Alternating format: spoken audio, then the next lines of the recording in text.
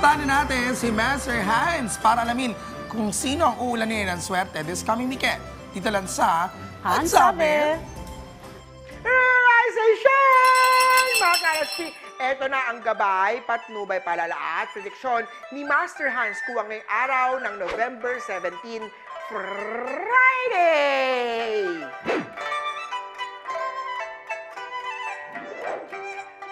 Sa mga pinanganak ng Year of the Rat, tigilan na ang mga issue at iwasan ang stress. Piliin tumahimik na lang at paglaanan ng oras ang mga bagay na mahalaga. Be an inspiration sa ibang tao. Sa love life aspect naman tayo magplano ng date kasama ang sweetheart para hindi magkatampuhan. OOTD, Gold, 7 ang swerte kay Rat.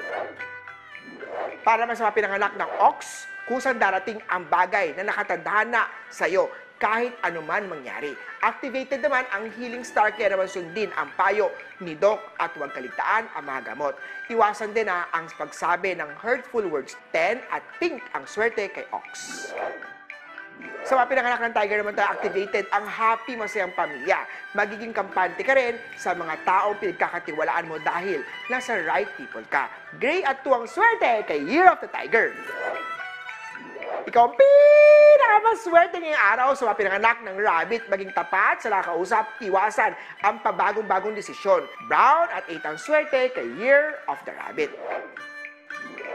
Para mas sa Dragon na happy and complete ang family ngayong araw. Always remember na huwag magbigay ng impormasyon importante. Sa love life naman magkakaroon kayo ng dinner date. Magsuot ng something maroon at 1 ang swerte kay Year of the Dragon.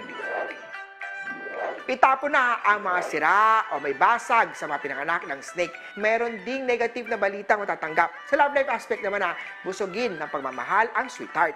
9 at silver ang swerte kay Year of the Snake.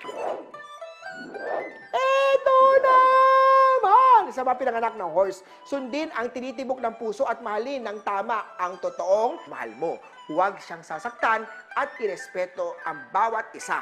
Maswerteng kulay, pitch number 3 ang swerte kay Horse. May money, lost star pagdating naman sa Goat. Para sa money luck star, laging magtipid upang ikaw ay lalong umunlad. Iwas-iwas tayo sa paglipat ng bahay ngayong araw. Huwag muna magpatayo ng property o ng bahay, magpa-feng shui muna kay Master Hans. White at 6 ang swerte sa chart. Sa Rooster naman tayo, conflict day-to-day, may theft star sa chart, maging maingat sa gamit. Pagdating naman sa pera, magkakaroon kayo ng misunderstanding ni partner. 5 at blue ang swerte kay Rooster.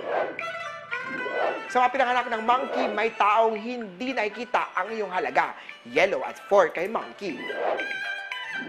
Ito naman sa Year of the Dog. Nasa iyo ang magandang mindset sa buhay. May kinalaman sa teknolohiya kung ikaw ay magnenegosyo. Sa love life aspect naman tayo, may surprise ang sweetheart at ito ang magpapaligaya sa iyo. Red at 17 ang swerte kay Year of the Dog. Last but not the least, mga pinanganak ng Year of the Pig, maglinis ng bahay, itapon na ang mga bagay na hindi naman ginagamit upang makaiwas tayo sa negative sa tahanan.